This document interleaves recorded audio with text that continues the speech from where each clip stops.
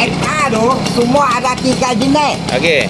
Lampu bulatnya tu Ha bulat tu FR 70. Betul? Lepas lagi tu satu macam ni. Lampu empat sagi pun 80. 80. Okey.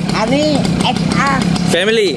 Family Hau ni orang panggil FR nurse misi pakai dulu tu.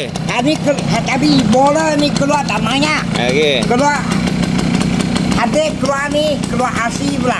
Betul lah, betul. Dia maksudnya dia keluar model 70 awal. Lepas tu 80 FR saja.